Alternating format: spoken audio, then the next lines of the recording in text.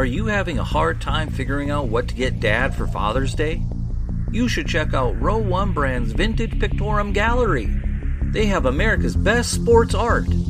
With over 7,200 historic sports prints, you're assured to find something unique for Dad this Father's Day. Instead of a boring old tie, get him a historic baseball photo taken by Henry High Sandham at the historic Polo Grounds Stadium in New York City during the 1894 Temple Cup. Or, if he's an NFL buff, check out the 1963 vintage NFL poster. These are so good looking that you'll be amazed how they turn out. Shop now at sportshistorynetwork.com/row1 and save 15% off your order. Our popular Football by Numbers series on Pigskin Dispatch continues as we go to jersey number 87 and the best players in NFL history to wear that number, as Jeremy McFarland of the Football Family podcast joins us, and we have Jeremy's words coming up in just a moment. This is the Pigskin Daily History Dispatch, a podcast that covers the anniversaries of American football events throughout history on a day-to-day basis. Your host, Darren Hayes, is podcasting from America's North Shore to bring you the memories of the gridiron, one day at a time. So as we come out of the tunnel of the Sports History Network, let's take the field and go no huddle through the portal of positive gridiron history with pigskindispatch.com. This podcast is part of the Sports History Network, your headquarters for the yesteryear of your favorite sport. You can learn more at sportshistorynetwork.com. Hello, my football friends. This is Darren Hayes of Pigskin Dispatch, and welcome to another edition of the Football by Numbers. And tonight's jersey number is the jersey number 87. And boy, we have some great people to talk about, some great players in NFL history for the last 101 plus years of NFL. And I have our good friend, Jeremy McFarland from the Football is Family podcast on Sports History Network to help us out here because it's such a big number. Jeremy McFarland, welcome back to the Pigpen. Hey, Darren, thank you for letting me back on here. You know, I see you've cleaned up the place nice and neat. I like it. Yeah, we got all the bales of hay and all the corn cobs in a row here, so we knew you were coming, so we wanted to make sure we tied it up here for you. Growing up here in Tennessee, my granddad had some pigs, and I tell you what, they don't keep a clean place, so you do a great job with yours. Okay. Jeremy, we wanted to just touch base with you because we haven't got the chance the great pleasure of talking to you in a while. How are things going over on the Football's Family podcast, and what have you had come out lately? Well, I am humbled and just in awe of the fact that I've had 50 episodes so far, 50, and it's congratulations. Thank you. It's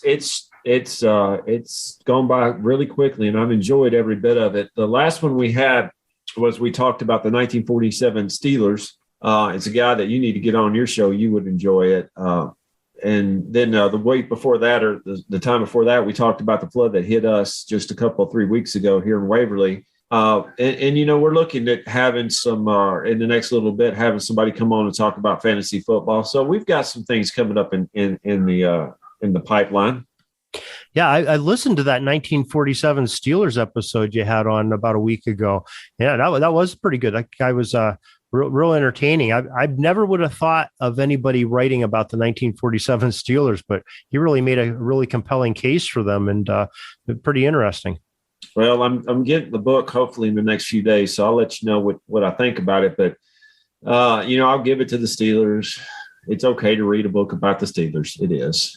You know, this is like my dream come true because you had that episode, 1947 Steelers on Arnie Chapman, a football history dude. He just had the Mike Webster story play on this past week here as we're recording, and he actually said the Pittsburgh Steelers are one of the greatest football teams of all time. I'm recording that, and I think that's going to be my new ringtone for Arnie Chapman now. Did he have to kind of swallow that down a little bit when he said it? I think he sounded pretty gleeful about it. So I'm taking that. I think he's a fan. Well, I'll tell you what, when you look at the grand scheme of things in the NFL, you cannot say the 70s. You cannot speak about the 70s or really the 2000s without the Steelers. So at least you got that, you know, I said it came out. I know I got to live high on the hog while the water's low here because, I know bad times probably got to hit one of these years, and I'm hoping maybe I can outlast it here. But we've been very blessed and fortunate as Steelers fans. That's for sure. We're spoiled. Ever since 1969, you really haven't had that many bad times. You hadn't had that. You've had, 3 great coaches, and I think Mike Tomlin will be in the Hall of Fame myself. I think he will be. You've had pretty solid quarterbacks, a running game that has been very impressive, and a defense that I don't know if it's the steel curtain from the 70s, but it's pretty close. So, you're spoiled rotten is what it is. That's what I have to say about the Pittsburgh Steelers fans. I stand convicted of that. You're right. I and all other Steelers fans in my lifetime are very spoiled. And there's nothing wrong with that. We have people here who lost their air conditioner, and I said, you know what? I like air conditioning, and I'm spoiled rotten. I don't know if I'd live back before air conditioning. I am spoiled rotten with air conditioning and indoor plumbing. That's for sure. I mean, I can remember those days when I was a kid. We didn't have air conditioning and one television in the house. And probably a good segue into some of these players we're going to be talking about, because a lot of them we're going to be talking about are from that era of the 1970s. Yeah, and one in particular, we'll get to him in a minute. I remember, and there goes my son's dog. But I remember watching some of the film and seeing a defensive player with the 87, and I thought that's kind of funny. Yeah, we have a real good one to talk about tonight. I think maybe 2 of them to talk about. Definitely one that had 87. I'm going to let you talk, and I'm going to let him out of his cage here so he won't be. If you've got a husky, you understand when I say that he is howling. They're not just barking, they're howling. I'll be right back. Go ahead, Darren, and talk amongst yourself, We have to start off where we always start off of, and that is the Pro Football Hall of Fame and who they say wore the number 87. And the Pro Football Hall of Fame, they give us Willie Davis and Dave Casper, 2 great names in NFL history. You can't deny these guys are being in the Hall of Fame. And we probably have 2 or 3 more that will probably be in the Hall of Fame before too long. I'm saying maybe 3 that we'll probably see in our lifetime be in the Hall of Fame. But so far, just 2 players, Willie Davis and Dave Casper, are in the Hall of Fame. Dave Casper, I just love. Now many people probably listen to this. They don't understand how great of a player Casper was. And the one thing about him that I really enjoy is when you look at his stats, he doesn't jump out as you can't compare him to Gronkowski or Gonzalez. You can't do that. You have to keep in mind when he played. But he was Kenny Stabler's most reliable pass catcher next to Biletnikoff. And the one thing I remember, the Ghost of the Post, of course, everybody knows about the Ghost of the Post. But when you look at the Raiders in the 70s, Casper is head and shoulders. He has to be up there in the top 5 of all time Raiders players from the 70s. Oh, I definitely agree with you. And not only the Ghost to the Post play, but he also was part of the Holy Roller play.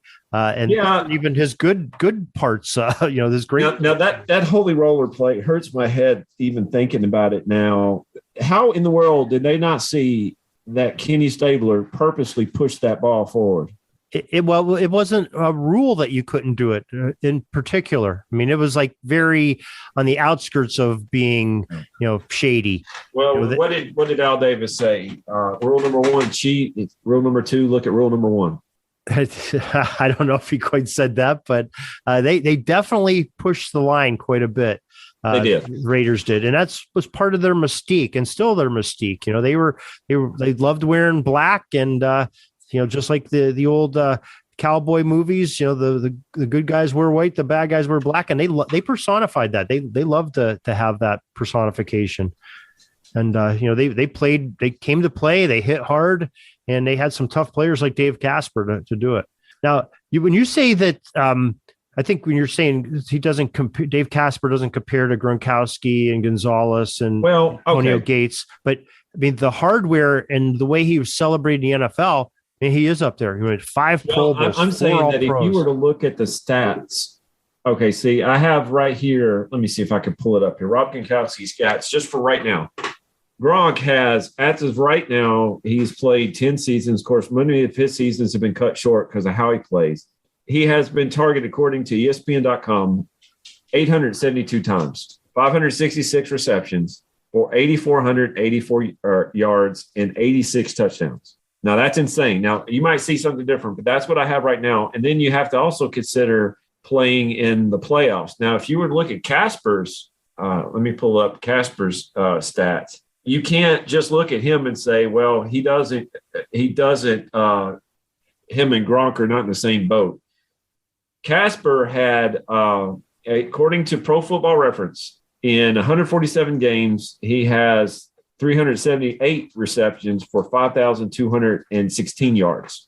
Now, you think, well, is Gronk that much better? No. The passing game, as everybody knows, the passing game has changed over the years where the running back is devalued. The passing game is better because of the 5-yard rule, plus a lot easier, a lot more lax on the calls and things like that. And the quarterbacks have gotten better. Most definitely. I mean, you have, but the passing game in the modern era is done. It's made so there's more plays per game. So the offenses has more opportunities, which the NFL loves because it's, offense is everything. That sells tickets and puts people's butts in their TV chairs watching the screen. But, what I'm saying is Dave Casper compares, and for his era, if you look at it, Gronkowski has 5 Pro Bowls and 4 All-Pros. So does Dave Casper. I mean, I know Gronk could still get more, but they're very comparable in the way that they were recognized by the league. Absolutely, they are. But when people say, well, you look at the catches, you can't compare the catches, you can't compare the yards, you can't compare the touchdowns. Each one of them in their time were amazing or are amazing. And who knows, in 20 years, Gronk's numbers might be eclipsed by somebody. You don't know. I mean, it's just insane to look at how, Kenny Stabler. Kenny Stabler was not your prototypical quarterback. He's not a Tom Brady.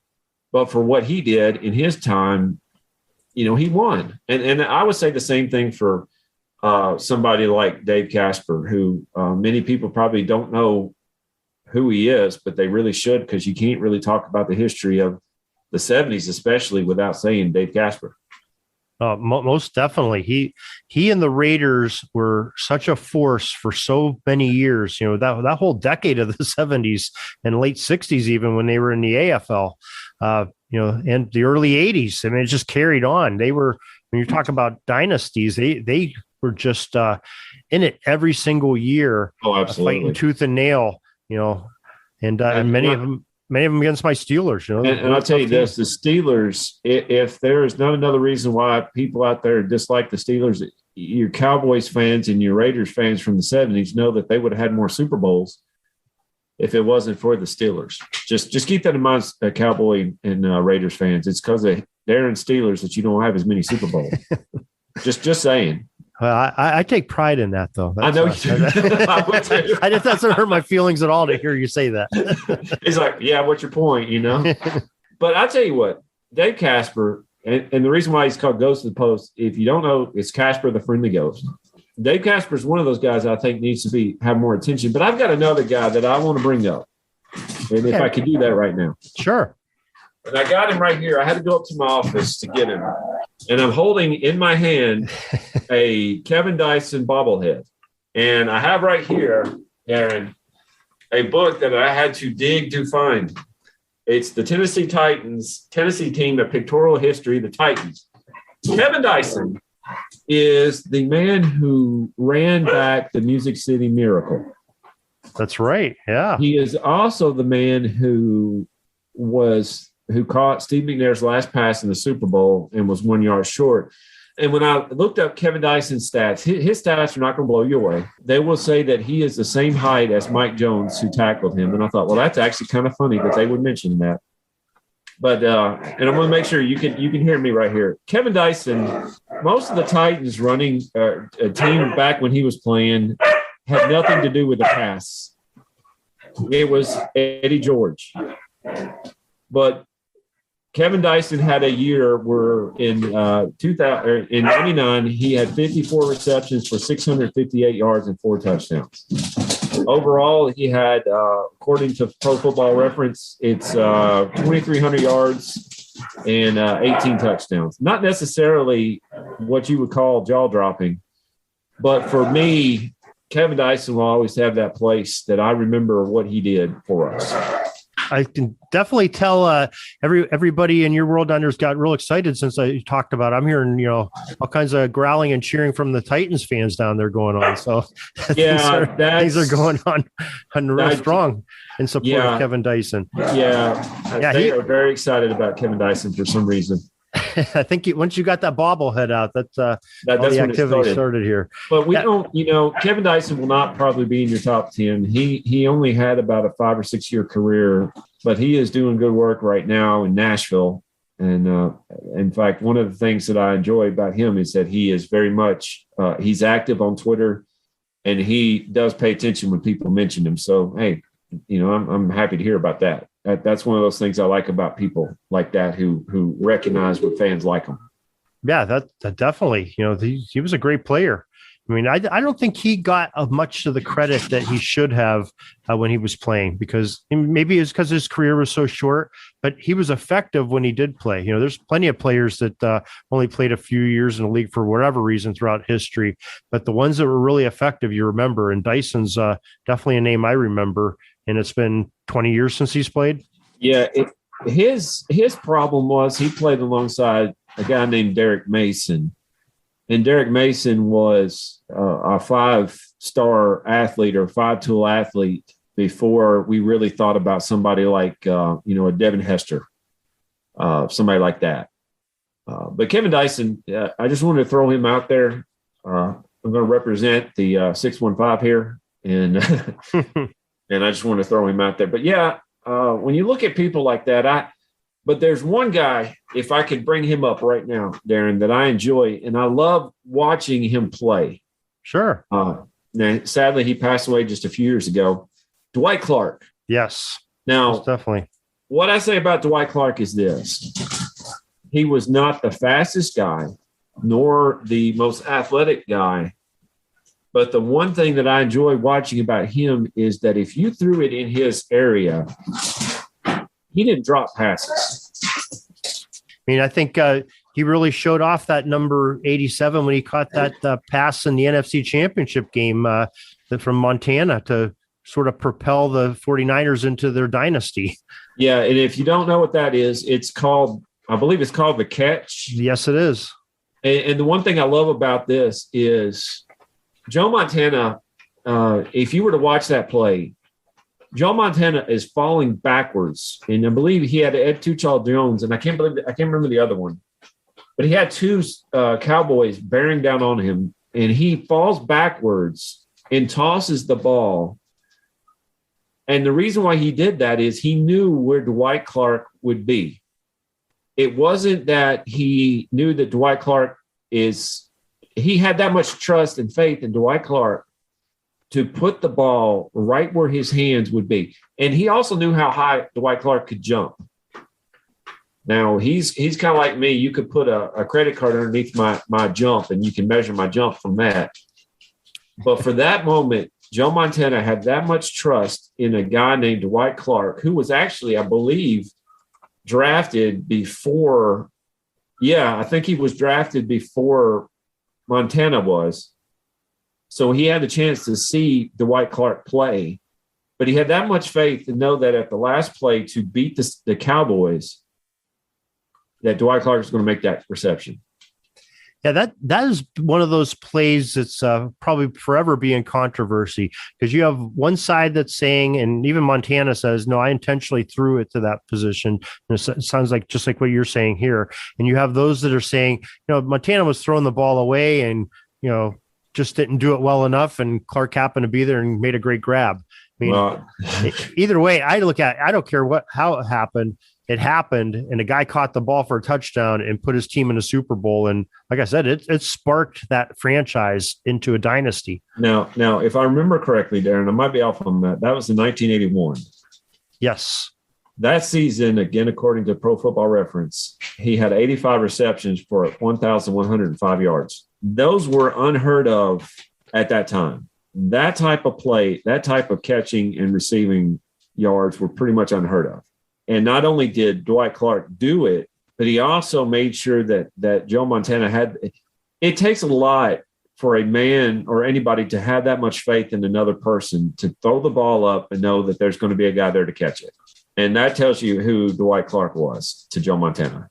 Yeah, definitely. And like you said, he wasn't the fastest guy. He was a big for a wide receiver in this area, 6'4", 212 during his playing days.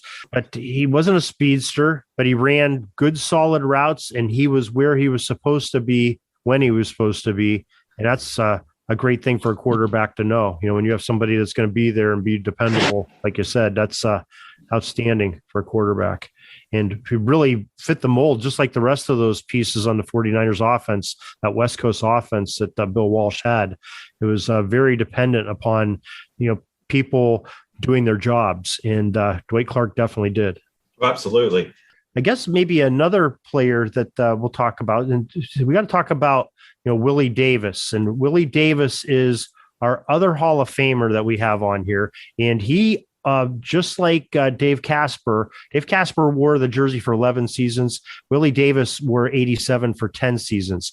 And Willie Davis, another guy, it's 5 Pro Bowls in his career, 5 All-Pros, 2 Super Bowl champions, Super Bowl 1 and 2 with the Green Bay Packers, and 5 NFL championships, all a decade team of the 1960s, Hall of Famer. And, 6'3", 243-pound defensive end, defensive tackle. Now, he spent his first 2 years as a Cleveland Brown, and he wore number 77 during those 2 years, 1958 and 1959. And we just had John Turney on from the Pro Football Journal, and John is one of the gentlemen that recently, him and Nick Webster, his cohort on Pro Football Journal, that got their stats, their research placed on the Pro Football Reference to recognize sacks between the 1960 season and the 1981 season. Okay, I saw that, and I'm glad you clarified that, because it says here 99.5 sacks. Yeah. That's insane.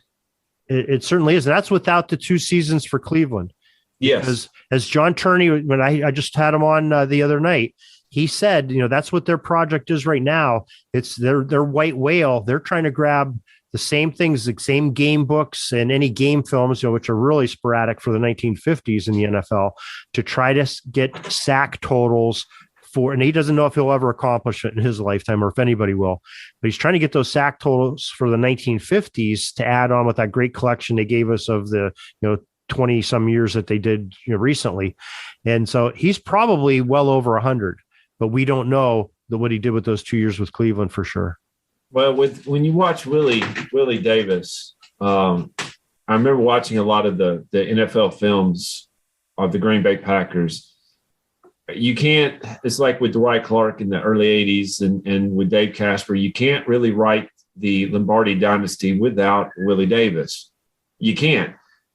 He is up there with one of the best, defensive players of that era. And the best part about Willie Davis is he had every type of skill that you could tell. Of course, I think I might have watched the Super Bowl 1 and 2. Actually, it was Super Bowl 1 and 2. It was World Championship, but very smooth player. You don't have to be fast. You could be smooth and get to a place where you need to be, and you can be really deceptively fast, but he's very smooth, very strong, and very smart player. Well-deserving of the Pro Football Hall of Fame and well-deserving to be on this list, even though he did spend 2 years wearing number 77. Yeah, most definitely. I mean, just think about that. We have 99.5 sacks for him only as a Packer. He was a Packer for 10 years. That's 10 sacks per season in an era where he only played 14 games in the regular season. And actually his first year in Green Bay, they only played 12 games. So that's not on the 17 games that we have in today's NFL or the 16 that we just recently had. That's 10 sacks a year in an era they didn't pass very much. No. And they only had 14 games. That's unbelievable. What I love about this also is that he, according to Pro Football Reference, he has 22 fumble recoveries. That's awesome. Oh, which tells you that he's a very heady player. He's aware of where he is. because sometimes you'll see a ball pop out and people stand around. Well, when you get 22 fumble recoveries, you're not standing around. You're looking for the ball. Yeah, that just tells you what an athlete he was. He's, like you say, he's around the ball, jumping on fumbles, getting sacks. Stopping the run. And, it doesn't sound like he's that big by today's standards, 6'3", 243 pounds, but that was a pretty big man back in that era. That was your offensive linemen were only, 230s, 250 at the most back in that era. And, so he was definitely up to the task of his athleticism, his size, his strength, just a great player. Well, and Green Bay was very fortunate to get him when they did. That's a little bigger than Derek Brooks, and I think Derek Brooks did all right as a linebacker. Yeah, he definitely did. And that's probably what he would be if Willie Davis played in the modern NFL. He'd probably be like an edge rusher or something. I'm sure, because that's the size. I'd love to see, and they didn't keep up with us, but I would love to see his 40. I would think that he would have one of those 40s that you like. He is deceptively fast. He's not Tom Brady. He's fast. I would love to see that, because watching him play, like I said, it was very smooth. He almost, you would like to look at him and turn away and he'd be in another spot. And he was like, how'd that happen? That's Willie Davis. Yeah, that's a bunch of that's probably something like we said. John Turney was telling me he's got a lot of those stats on Pro Football Journal. I don't have up right now to take a look, but he was even saying, they didn't have the 40-yard dash time, and they were timing him in the 100. So, if anything, sub 10, that was a pretty good time, especially for a lineman. So I'm sure he's probably in that 9-something range. That's pretty good, going 9 seconds to go 100 yards. That's better than James Harrison did in the Super Bowl. He rumbled, stumbled, bumbled all the way down to the 99 yards like that. Look at you with another Steelers reference. I'm on fire today. I've been holding it in for several weeks now. Those 47 Steelers, they got you all fired up. They did. Go. I have a link to that book on my Twitter page. Go and check that out. But Willie Davis, I would definitely put, if I had a team that I could put people on, Willie Davis would be on the short list. Yeah, I agree. And I wanted to make sure to mention that. So I think we're going to both put Willie Davis on our list. I think Casper's our other one that's definitely on the list. Casper has to be on the list. Yes. Okay. All right. So that's I just want to make sure that now Dwight Clark and Dyson, we'll leave them as question marks right now, because we got a lot of players to talk about. No. Let me put Kevin Dyson as a coin flip. He's going to flip the coin. Okay. All right. Now who else would you like to talk about here? That's our Hall of Famers, is Davis and Casper. And I think we have maybe 3 players that are going to probably make the Hall of Fame here in our lifetime. Well, the one that will make it, and I know you agree with me, even though it hurts me to say this, Reggie Wayne. Yep, definitely. That's what I'm thinking of. Now, it hurts me to say this. I respect this man's game. The fact that he did what he did with Marvin Harrison next to him tells you how good of a player Reggie Wayne was. But I have seen Reggie Wayne play in person, and he has killed my Titans so many times. It just hurts to say it, but I got to give a guy props. Yeah, that's true. I forgot about that. That'd be a division rival for those years. Yeah, I have it. Yeah. Well, just like, believe me, it was hurt me when you were talking about Dyson, because when Dyson played, the Oilers and the Titans were in the AFC Central playing against the Steelers twice a year. It's I still don't know how the Indianapolis Colts are in the AFC South. I don't know how that works, but that's what I get for thinking. How is Dallas in the NFC East? It's the money. Yeah, it's money. It's what it is. But look at his stats. Reggie Wayne, 1,070 receptions. That's incredible. He had 4 seasons of over 100 receptions. Again, that's with Marvin Harrison next to him. That tells you that Peyton Manning's arm probably fell off a few times, and they had to super glue it back on. And they had Edgar and James too. I mean, come on. How unfair is that to have those guys and Dallas Clark? He's one of these 87s. If you've not seen Dallas Clark play, he was one of those guys that could get overlooked because you had Marvin Harrison and Reggie Wayne. Yeah. And I believe Edgar James is in the Hall of Fame. Am I right on that? Yeah, I saw him get inducted about a month ago. He went in this year, the class of 2020. See, so there you go. That shows you that team. If it, we're talking about the 70s Steelers. If it wasn't for the Patriots, the Colts would have more than one Super Bowl. Yeah, they would have multiple Super Bowls because they had a team, and their defense wasn't that shabby either. No, well, I think their defense had some good players on it, but I think it had some question marks as a defense as a whole. I think that might be part of the reason why they didn't have the success. I mean, definitely they had their money, all their chips were in that offensive side. You had to surround Peyton Manning. You had to protect him. You had to give him some running backs. And you had Falk during his time there. You had, Edgerrin James to replace Falk, another Hall of Famer, Wayne and Marvin Harrison, Dallas Clark, like you said. But the defense, they had Feeney, got to mention, what's his name? He was, mine went blank, but he was a defensive tackle or defensive end. Yeah, I know who you're talking about. Him and Freeney, having them to combine, that made life miserable for Kerry Collins and for Vince Young and for Steve McNair. I remember those days. Well, the other player, I got to mention it because he is from Erie, and I actually officiated his games when he was younger in high school. And that's Bob Sanders was their safety. Oh yeah, yeah. And he was a hard hitting guy too. Went to Iowa, but he's from Erie. Name dropping right now. There you go. You only get this on the Pigskin Dispatch. Well, you mentioned another Erie guy earlier, Fred Biletnikoff, when you said that too. He's from Erie also. Yeah, but Reggie Wayne. Yeah, I mean, I didn't realize he had over 14,000 yards of receiving, and I didn't realize he had 82 touchdowns. That's in his career. That's just remarkable. Now, if you want to take this into consideration, Reggie Wayne, I want to say, he is definitely in the top 10 on receiving yards. But again, if he was not with Marvin Harrison was all world. Can you imagine what his stats would look like right now? Well, we actually had a conversation like this one with John Turney when we were talking about jersey number 85. We were talking about Mark Clayton and Mark Duper. And I brought this point up to John. And I think it really goes for Reggie Wayne and Marvin Harrison.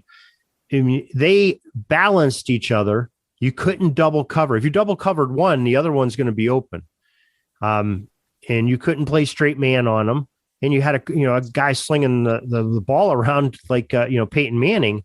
So I think maybe if only one of them was on there and there was a couple C receivers on the other side, I don't know that they would have the numbers they have that we're seeing today. You're probably right. I think they both opened up coverage for each other, just like Mark Duper and Mark Clayton did with Dan Marino throwing a rock, Stallworth and Swan with Bradshaw throwing them. I think, these are from different eras, but I think you couldn't double cover one because you get burned by the other. What I love about Pro Football Reference is it gives you the catch percentage. Mm-hmm. They targeted to catch it 68% in 2005. That means that for every 10 passes toward Reggie Wayne, he's going to catch 7. That's you don't see that. That's unreal. Right. and you think, well, that doesn't. If I was a quarterback who needed a reception, I'm going to look for a guy that's going to catch it 70% of the time before I look for a guy that's going to catch it 50. And this is Peyton Manning, who had 4 guys, if you count James, who could do that. It's incredible. Yeah, I mean, you look at that. The other stat I like looking at, especially with somebody like Wayne, is their long touchdowns of the year. And his longest scoring catch was 33 yards, and that was in 2012. Now, that was his worst. every other year is up. Well, many of them are in the 60s. He's in the 70s, once or twice, 80 at the end of his career. Those are some big yardage, chunk yard plays that he's a part of. So that's the last time you ran 80 yards with somebody chasing you. I think I was probably chasing a food truck or something. The ice cream man was going down the street, maybe, and I didn't catch him. So, I think Reggie Wayne's probably another one that's, a sure thing to put on this list as our third player. Absolutely. Absolutely. I've got to throw out, I don't think he's going to be on this list, but he is one of my favorites simply because of what he did. Joe Horn. Yeah, great player. Joe Horn. Now, why is Joe Horn one of my favorites? Because he really tried to take up self-celebration. Celebrating a touchdown. And I believe this was in the Superdome. He called a touchdown pass, went underneath there's foam around the uprights, picked it up. Underneath it, he had a flip phone, dialed the flip phone, and started talking after he scored a touchdown. Now, what in the world is a flip phone? Most people say, what is a flip phone? A phone that you flip in order to call. Google it. It's the old school stuff. I think they're coming back. Oh my goodness. They're back in vogue. Okay. I'm ready for them to come back with the rotary dial. I want them to come back. Yeah. Most kids don't know what a rotary dial is. That's oh, golly. See, I remember the rotary dial. The last thing you wanted to dial was somebody with a zero because you had to listen to go all the way around. Yeah, that's for sure. I had a number I had to call quite often. I forget what it was, but the number was like, 0300, the last four digits. Yeah. What a pain in the neck that was. And you didn't have speed dial on a rotary phone. It was, if you had to dial up too, you had to hang up and do it over again. That's for sure.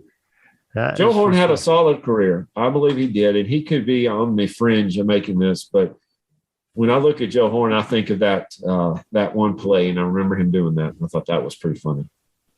Yeah, and I forget what he did, but I know there was something really a great act of kindness he did after Hurricane Katrina to the folks down in New Orleans, and I can't remember what it was, but it was something pretty out of the ordinary and spectacular that was memorable. Of course, now I don't remember it, but I do remember he was a part of something really nice for the community. Well, if only we had the internet. Yeah, that's for sure. But according to whodatdish.com, it's actually pretty neat. It says that he went and actually donated money. Okay. He went and donated some things. He went to play touch ground. He said, I was on the golf course when I got a call from my coach. And he said, pack your clothes and get your family out of Dodge. And tell them like this, there was nothing else to say. Organizations paid us as players, so we did what the organization told us. But, it was actually pretty neat that when he got back to the Superdome and got back around, he went around helping people.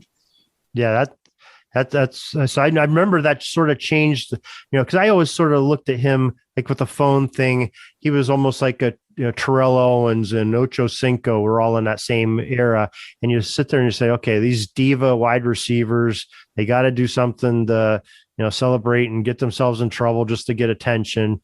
But then when Joe Horn did that after Katrina, it changed my perception of him and made me maybe enjoy the player much more. For being a good person. See, I don't mind the flip phone as much as I mind what Terrell Owens did to that guy's popcorn. You know how much popcorn costs? And he dumped it all in his mouth and then threw it down and went and paid for the guy's popcorn. I mean, come on. All that Joe Horn had to do was worry about roaming.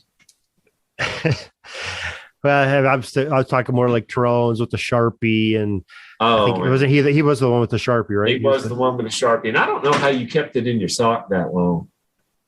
Of course, how do you get a flip phone in the padding of the goalpost? I don't know that either. Well, hey, it's one of those things that next time on the Pigskin Dispatch, we're going to do a little inside we're going to do some investigation. We're going to find out. Wonder if Arnie will send us down to New Orleans on the company dime and let's find out how that happened. Some football forensics. Oh, there's your new podcast. We'll find out how balls can be deflated, and we'll find out how fast a guy can actually run the 100-yard dash. There you go. In full pads. Absolutely. So you're gonna be that test subject, and not me. So I'm the guy chasing. I'll chase the ice cream truck, but you're gonna see a 42-year-old guy fall over after 10 yards. It's gonna happen. All right. Well, yeah, Joe Horn. I think we'll put him under some consideration here at the end too. Maybe we can talk about him and get him on this list too. I said there was two defensive players. We already talked about Willie Davis. Claude Humphrey is the other one I had in mind. And actually, Claude Humphrey is in the Hall of Fame. I missed him being in the Hall of Fame, and I apologize for that. This man, a defensive end, he played for the Atlanta Falcons and for most of his career, 10 years, came in 1968 season. And then his last 3 years were with the Philadelphia Eagles.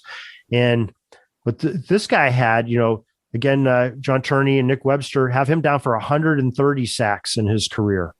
And good gracious. And again, most of those seasons were 14-game seasons. And he had a couple years. He missed one complete year, 1975, with a knee injury. And he only played 4 games in 1978.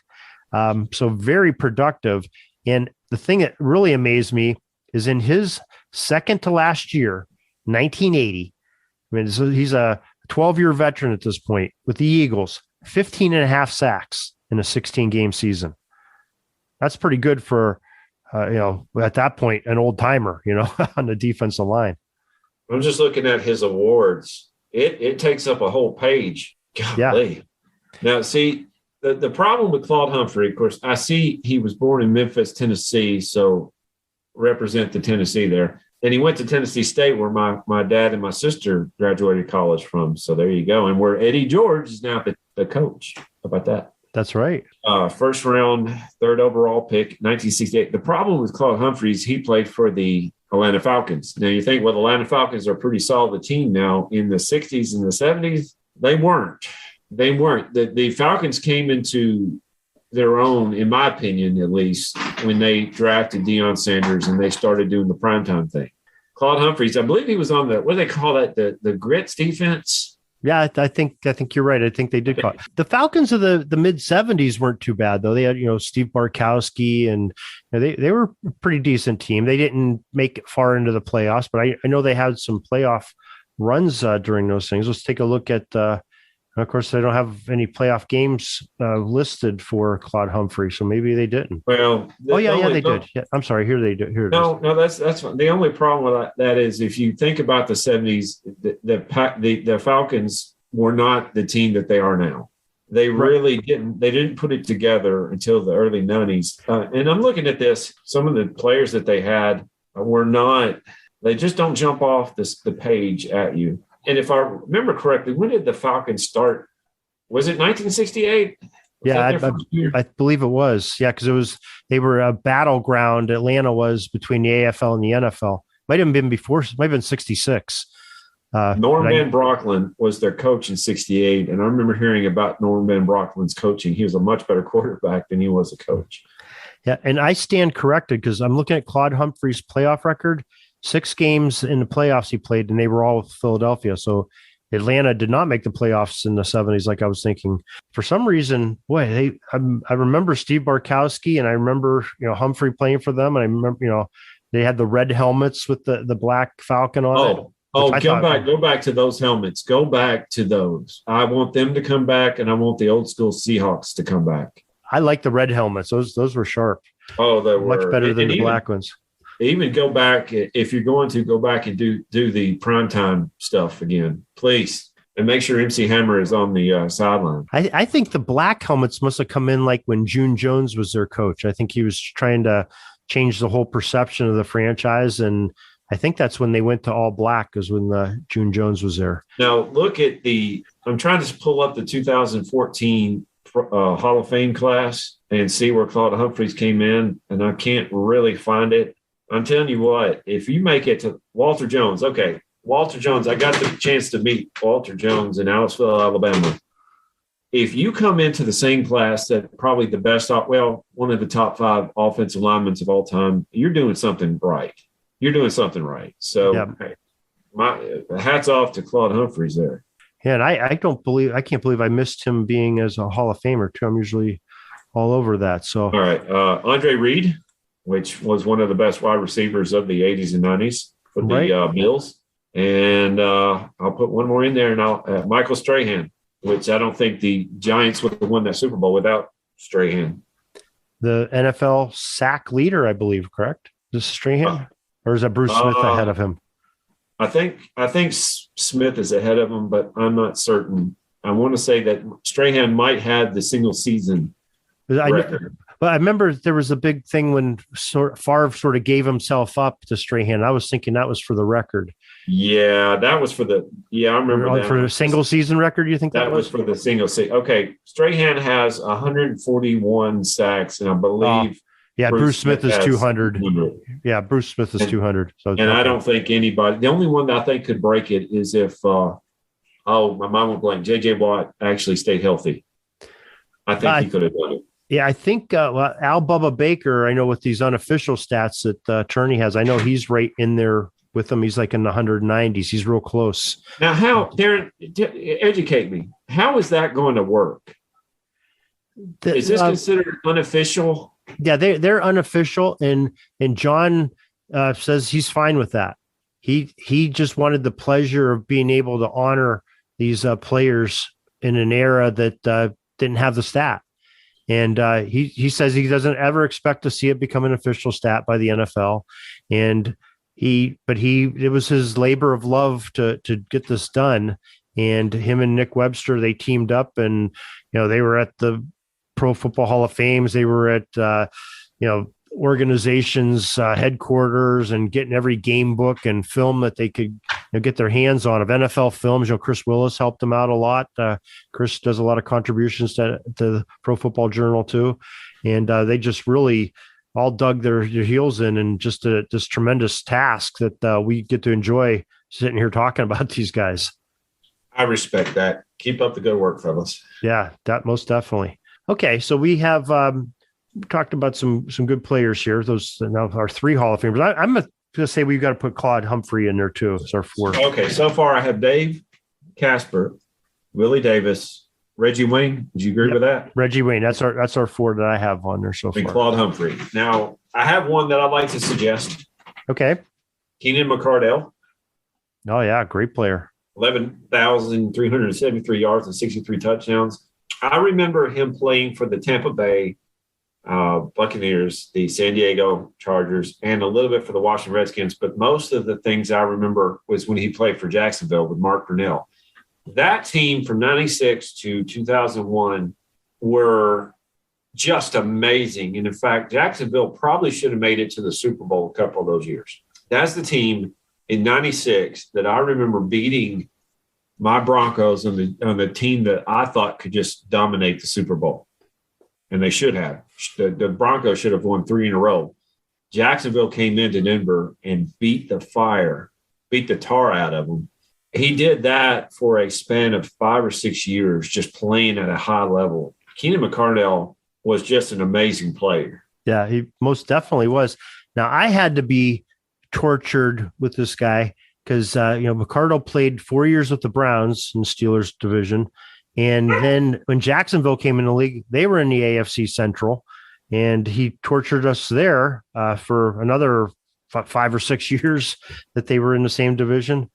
Yeah, the guy just was a pain in the hind end, and he was like that clutch guy for whatever team he played for. It seemed like he was always making those big catches that they needed on like a 3rd and 12 or whatever. He was that go-to guy for all the quarterbacks he played with. And what gets me, I'm looking at his stats here.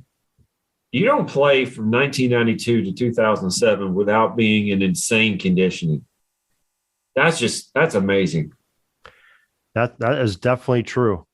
Definitely true. He had 2 Pro Bowls and that Super Bowl championship. while he was in the league, and the Super Bowl championship had to be the Buccaneers. I'm thinking probably 2003. I would say that the Buccaneers would be the one that he won the Super Bowl. Yeah, that would be it. That would be it, because San Diego and Washington hadn't won one since Joe Gibbs' time. In Cleveland, poor Cleveland. I can't say anything. But no, Keenan McCardell should be on that short list of potential. Him and Joe Horn off to the side. But I think he is one of those players that, watching him play, you could just tell how good he was. He was just that good. I agree. Let's put him. We'll mark him down, and we'll come back to him. Both those guys, Horn and McCardell. I think there's two other like slam dunks on this, and these are probably in addition to Reggie Wayne. I think these are the other two contemporary players that I think have a good shot at the Hall of Fame. We already alluded to one. We talked about Gronkowski, right, quite a bit. I think he's going to be a first ballot Hall of Famer when he decides to hang it up. Be. And I think Travis Kelce is on the trajectory to be that same kind of tight end. I was looking at him on this list. There's a Reddit subpost that has the top 87 players to wear 87, and I saw him, and I did not realize Travis Kelce was number 87. Without Travis Kelce, is Kansas City as good as they are right now? They're going to be good, but he makes them that much better. He is like their version of the possession receiver. They have the speedsters there, but he is and he's a tight end, but he's their possession guy. And Mahomes, really counts on him. Who was the quarterback that was there before Mahomes? There was a quarterback before Mahomes? Yeah, the guy just played for Washington. Alex Smith.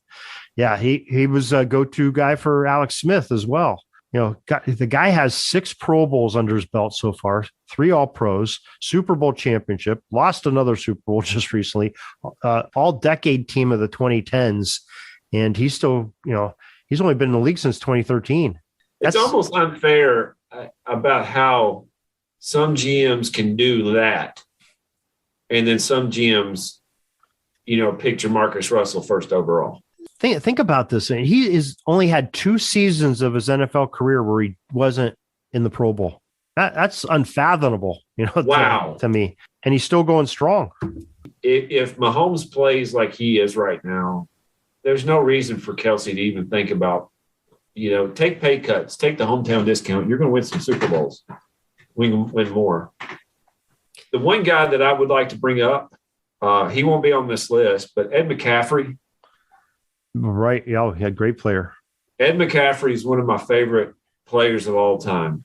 He started with the Giants, but he now most people know him as the father of Christian McCaffrey. But Ed McCaffrey, there is one play, and I think it might have been in the Super Bowl against the Packers. He laid out a guy. Him and Hines Ward were probably the 2 dirtiest, hardest hitting wide receivers of all time. He laid out a guy on a block, and you'll see him point down to the guy and basically say, "You stay there."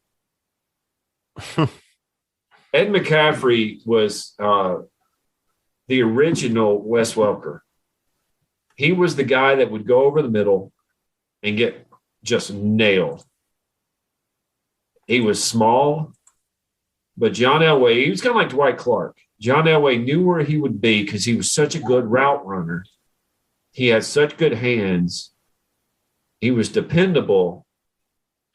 And the best thing about receivers like Ed McCaffrey, or, even now, there are some receivers like this, they didn't really say anything.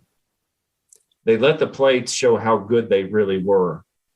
It wasn't until like Chad Johnson that you started seeing receivers try to make a big fuss. Lynn Swann wouldn't do it. John Stallworth wouldn't do it. Ed McCaffrey wouldn't do it. But Ed McCaffrey was part of the reason why I think that the Broncos put it together in a 3-year span. He was one of those reasons. Yeah. Well, one thing I think I'd like to maybe mention, though, he wasn't really a small receiver. He was a pretty big guy.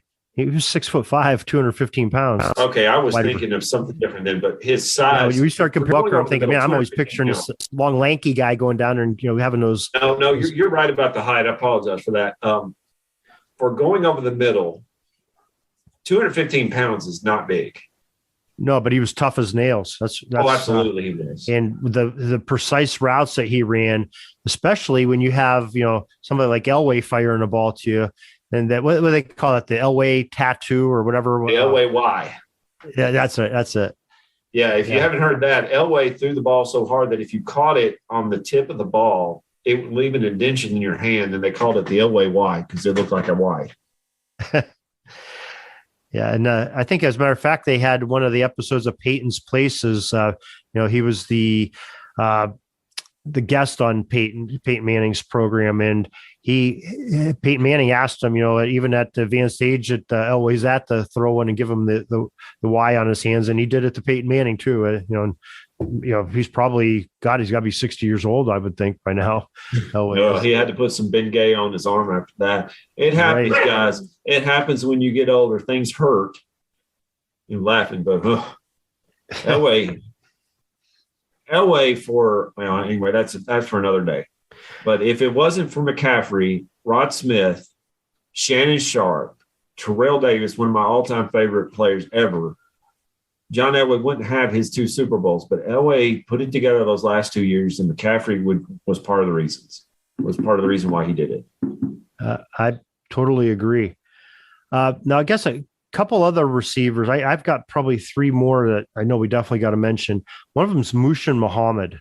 What a spectacular guy! This guy. When you talk about a receiver you can count on to catch a ball, this guy's one of them. Love watching him with the Bears.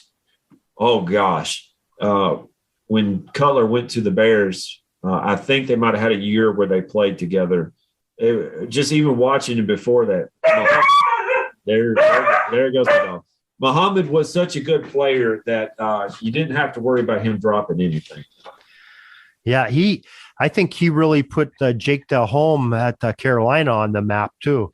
At the Super Bowl run they had I believe when Carolina went to the Super Bowl the first time with Delhomme at quarterback, and Musha Muhammad was definitely the guy that Delhomme's always looked forward to when they had the long yardage or had to get that 3rd and 4. He was that possession receiver, and just a big body, 6'2", 215. But just great hands and a great catch radius.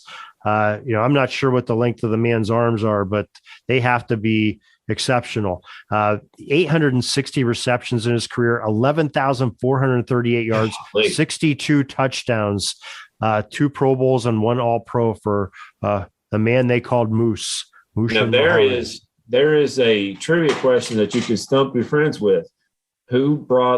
Who was the quarterback that took the Panthers to the Super Bowl in early 2000s? Right. Not too many people remember Jake Delhomme. Right. Yeah, that's he had kind of a crazy career. He was up and down. He was like a Dr. Jekyll, Mr. Hyde. You didn't know what quarterback you're going to get because he had that great season taking them to the Super Bowl. And then he had the one season where he had throwing 3 or 4 interceptions a game. It's a fine line. It was bad. Yeah, it was bad. But he nearly won too. You really look at that Super Bowl and think that the Panthers should have won that Super Bowl. But the Patriots did what Patriots did. That's for sure. Another receiver I wanted to talk about that I think is worth mentioning here is Ricky Proehl. Part of that Greatest Show on Turf of the Rams teams for when they were St. Louis. He played for multiple teams. Started off with Phoenix, went to when Phoenix turned into Arizona. He was with them, Seattle for a couple of years, Chicago, St. Louis, Carolina, Indianapolis, the end of his career. But this guy had, just under 9,000 yards of receiving, 54 touchdowns, won 2 Super Bowls. So nothing to forget there. Good receiver there too. A couple more. Eric Decker, I watched him play with the Titans. He was very, very good player, married to Jesse James. So, guys, he did all right. Eric Decker was one of those receivers that you can count on. He didn't have a long career, but he was pretty good. Ben Coates. Right. Ben Coates, one of my favorite tight ends as well. Very, very good tight end during the time that the Patriots were becoming the Patriots. I believe he went to a Super Bowl in 96. Yeah, he went to Super Bowl 96 with Drew Bledsoe as the quarterback. So, he did all right too. Yeah. Another one we got to make sure we mention, Jordy Nelson. I mean, because what a brilliant career he had. He wore that jersey for 10 seasons. And, Jordy, we remember him as a Packer. I think he spent his final year as a Raider. He did in 2018. But we remember that was an Aaron Rodgers guy, But I was surprised he only had one Pro Bowl and had the one Super Bowl championship. I forget who they beat, so we don't want to talk about it. But had that Pro Bowl, and it was 2016's AP Comeback Player of the Year. If that nasty injury he had that season before. Oh gosh, I remember that. Yeah. Oh, Jordy Nelson is one of those guys that I don't think of him as a Raider. You don't think of Joe Montana Joe Montana as a Chief or Joe Namath as a Ram. I don't think of Jordy Nelson as a Raider. I just don't. I think in all the moves that the Packers organization has upset their fans over, and I'm talking, Brett Favre and things like that. I think when they had to decide to let Jordy Nelson cut loose with him and go with those younger receivers they had, and he went with Oakland. I don't even think he didn't want to be there. None of the Packers fans want him to be there. Aaron Rodgers didn't want him to be in Oakland. But it's unfortunate. You don't want to remember those days when they're the team they didn't want to be with. You want to remember him as a Packer, because that's what he was. 3 years he had over 10 touchdowns, and that is. And looking at his yards per reception, 18.6 in 2011, which tells you that there was. I wish they had the separation between the receiver and the cornerback, because Jordy Nelson was quick. He wasn't the fastest, but he had a way to dart in and get open. He was a great route runner, was able to get in under the coverage, especially if you played zone against him.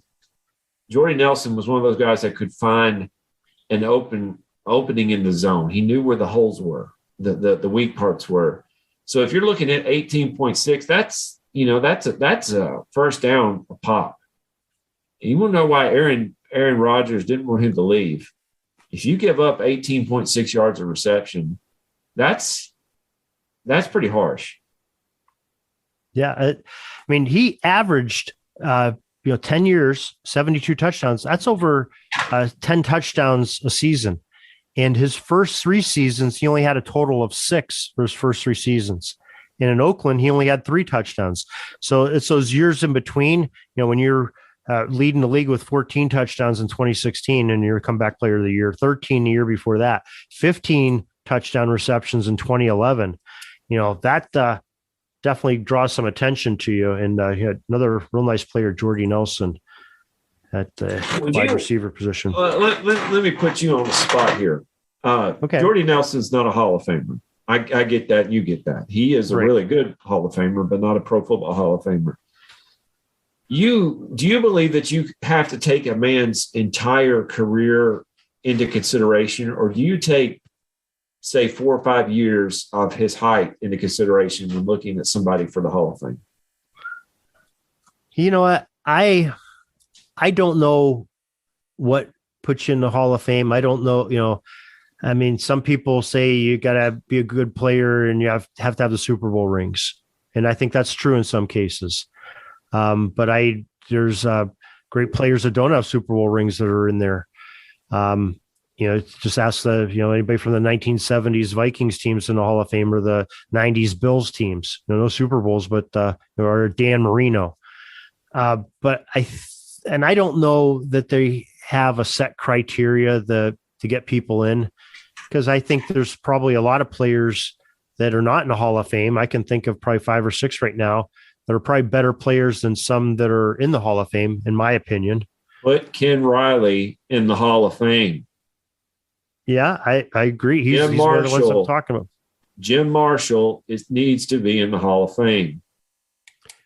Al Bubba Baker, L.C. Greenwood. Yes. I think these are the guys that deserve to be in. And I think L.C. Greenwood, it's hard for me to say this, and people, I'll probably get the hate mail after 5 Steelers going in the Hall of Fame this past summer.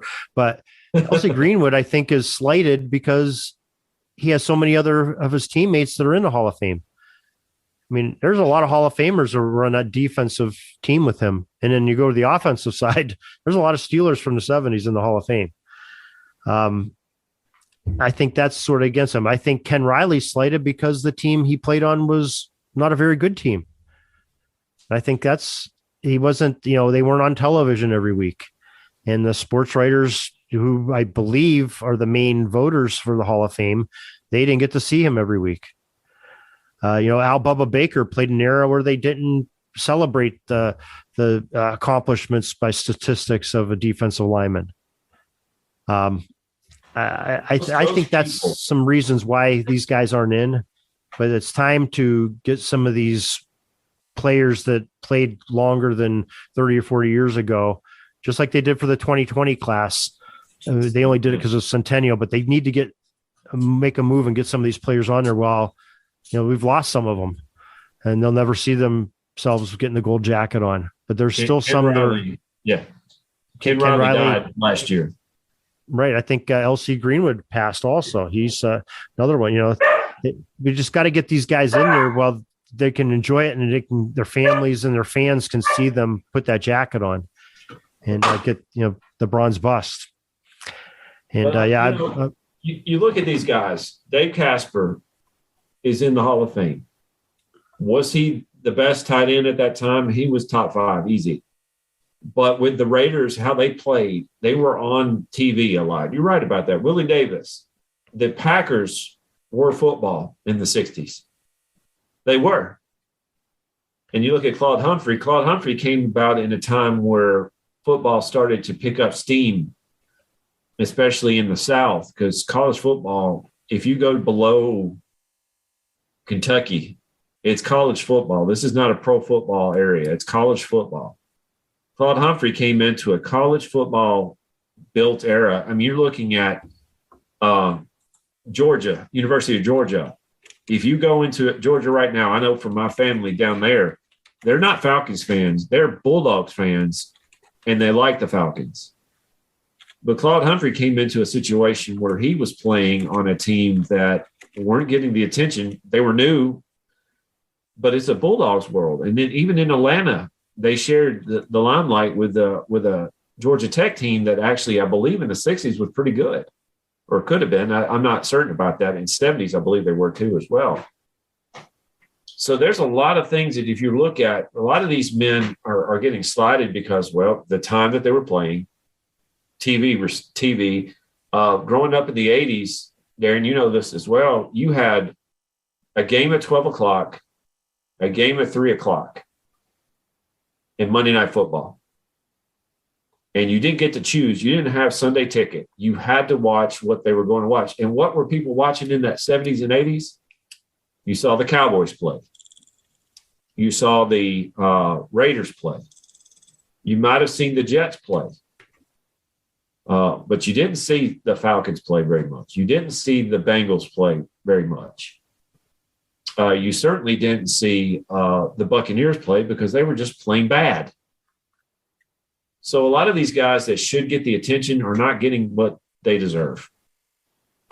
Yeah, I mean, case in point, Super Bowl 13, the Steelers against the Cowboys, 1978, I think it was played. So it was a 77 season. Between the two sidelines and players on the field, 25 of those people are in the Hall of Fame. Now that's including coaches, personnel, directors, and the players. But 25 guys of two teams that were on television every Sunday on a national audience. And if you go look at that, maybe I can't even think of another Super Bowl. Well, let's say like that Carolina team with Del Holm.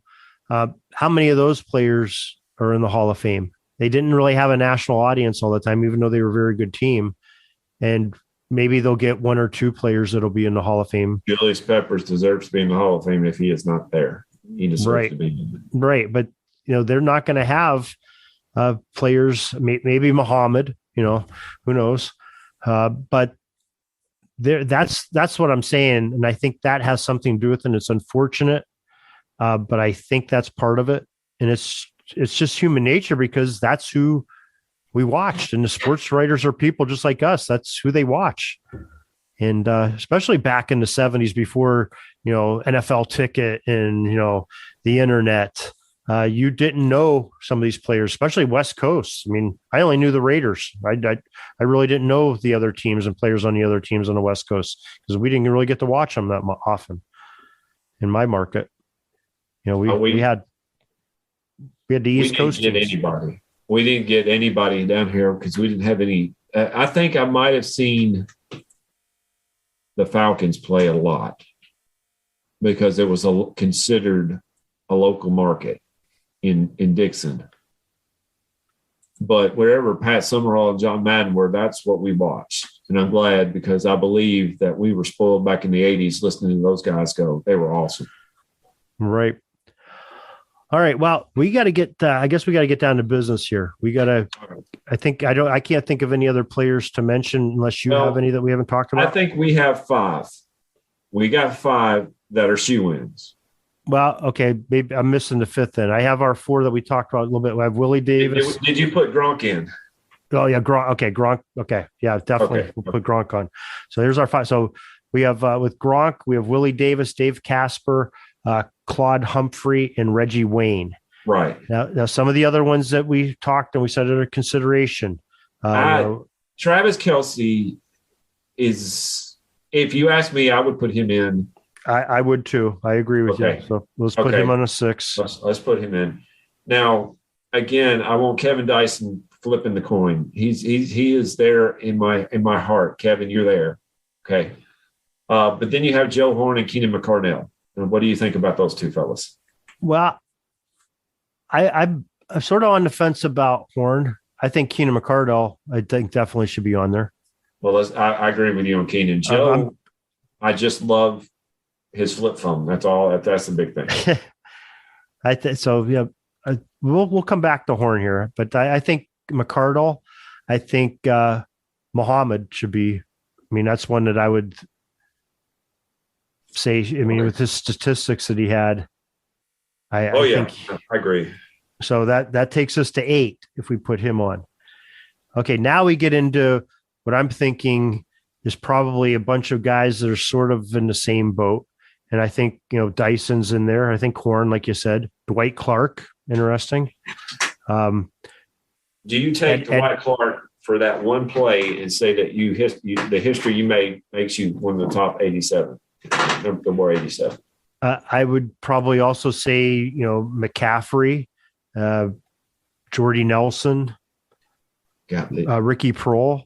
Yeah, I think they're all in that sort of that bunched up in there in my mind, and I can't think of who. If I was going to take 2 of them, I don't know which 2 I would take. I mean, I guess I sort of lean towards Dwight Clark because what he accomplished in the team game. But that's what I just said. That's how guys are getting in the Hall of Fame by being noticed because they're on TV every week. But he stands out because Dwight Clark was Jerry Rice before Jerry Rice. He was Joe Montana's top receiver at that point. I'm trying to think of anybody who was the second or third receiver on that list, and I can't think of anybody. Probably Roger Craig. Yeah, Roger Craig, good gracious. Of course, that'd be a good one to have as a backup. Yeah, was John Taylor there before Rice? Was John Taylor older than? I know they were contemporaries, but he might have been there a couple of years. They would have been about the same time. I'm not certain, but every time I think of John Taylor, I think of that reception over the middle against the Bengals. Right. Everybody was doubling Jerry Rice, and they get it to him. Dwight Clark, if you're going to put him on the same level as Gronk, I don't think he's there. I don't think he's there. I think he had that playing a good career, but I don't know if he's one of the top to wear 87. Okay. I don't know, but I can be changed. My vote can change pretty easily. Well, okay. You like Horn, so let's go ahead. Let's give Horn our 9th spot. All right, and I'll give Clark the 10th. You gave me Horn, I'll give you Clark. Okay. Here's where I'm torn though. I like, as much as I like Clark, I like Ricky Prohl. Oh. And I also like McCaffrey. I think they're all different players. But see, if you're going to go with pure stats, I believe Clark is a better player than McCaffrey was. Okay. I think you sold me then. All right, let's go with McCaffrey as our 10th then. So I'll just run them down real quick here. Willie Davis, Dave Casper, Reggie Wayne, Claude Humphrey, Musha Muhammad, Keenan McCardle, Rob Gronkowski, Travis Kelce, Joe Horn, and Dwight Clark, as I have as our 10. You know what? I think that's a pretty good 10 right there. I agree. That was a lot of hard work. That was some good players. That was fun. Definitely. And there's guys from a lot of different eras over the last 50 years. So that's good when you can do that. And I learned that I'm going to have to look at Claude Humphrey a lot closer. That's one thing I've enjoyed about your numbers, your best player by numbers, is that you bring up people that I have heard of but never watched or never did a lot of research on, mainly because a lot of the guys that you've talked about are like a Claude Humphrey that was on a subpar team but played great. There's players on the Buccaneers in the 70s that were really good. Salmon, I believe it was his name, one of them. Who knows about him because they were on the Buccaneers. The Falcons, the same thing. Claude Humphrey, I'm going to have to watch some of his play. Well, yeah, I think you definitely have to, because he was a good player. And I mean, even his last 3 years with the Eagles, he was substantial.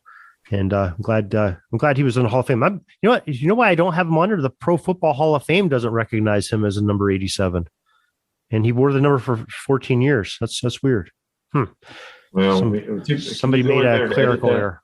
Can you go in there and edit that and say, "Hey, do you know who I am?" Hey, you need to change that. I'll be making a phone call in the morning. We'll get this straightened out here. You got the president online, don't you? They'll ban me from the state of Ohio as soon as I make those phone calls. But Jeremy, thank you very much for doing that. Now I have, I'm hoping we have you jotted down for the number 90s. I don't know if you remember signing up for that. Yes. And I think I'm hoping I can twist your arm to come on one of our other series talking about these great games and hobbies that are affiliated with football. And I have a close relationship with the Tecmo Bowl game. I have a very fun relationship with Tecmo Bowl, and I believe that that's what we're going to talk about. Yes, it is next week. It's one of those games that I still have the codes from when I played it on the original Nintendo Entertainment Center system, and they still work. And that's they didn't have a save system in it. They had codes, but that's a little teaser. That's what we call a teaser. Well, I'm excited to talk to you about it, and I can't wait to learn about Tecmo Bowl, because I'm going into this not knowing a whole lot about it, just like a lot of these other games and hobbies, and I'm getting educated by our experts. So I'm excited to hear about it. So look for that forward in the next couple of weeks here. We'll be talking on both those things with Jeremy. You can also make sure you check him out on Sports History Network. Football is Family. Check the show notes out of this episode, and you can take you right over to the Football is Family on Sports History Network and your favorite podcast provider. Make sure you listen to Jeremy. You're on weekly or every other week? Well, Jeremy? I'm trying the weekly with the flood and with life. There won't be one on this week. Life is just getting in the way, but going to get back on the habit of weekly. And I'm trying to talk my wife into doing the introduction for it. So you'll hear her great voice introducing the Football's Family podcast. Well, another great reason to listen to it. Yeah. If you think, if you can't handle my voice, you can handle hers and just tolerate mine. But Darren, thank you so much. This was a lot of fun. Yeah, well, the pleasure's all mine, and the appreciation's all mine. I couldn't do it without you, my friend. So we'll talk to you real soon, and thank you very much. No problem. Peeking up at the clock, the time's running down. We're going to go into victory formation, take a knee, and let this baby run out. Thanks for joining us. We'll see you back tomorrow for the next podcast. We invite you to check out our website, pigskinddispatch.com, not only to see the daily football history, but to experience positive football with our many articles on the good people of the game, as well as our own football comic strip, Cleat Marks Comics. Pigskinddispatch.com is also on social media outlets, Facebook, Twitter, Instagram, and don't forget the Pigskin Dispatch YouTube channel to get all of your positive football news and history. A special thanks to the talents of Mike and Gene Monroe, as well as Jason Neff for letting us use their music during our podcast. This podcast is part of the Sports History Network, your headquarters for the yesteryear of your favorite sport. You can learn more at sportshistorynetwork.com.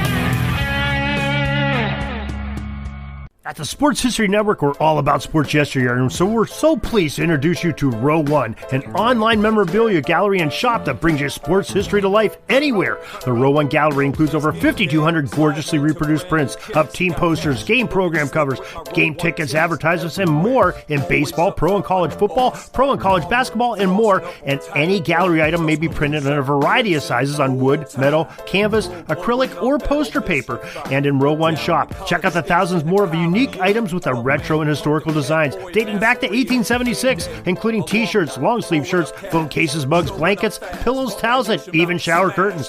Go to sportshistorynetwork.com, ROW1, for access to the full Row One catalog and for gallery prints and gift items, plus get a 15% discount off all prints on the Row One Pictorum Gallery with coupon code SHN15. Follow the link on the show notes.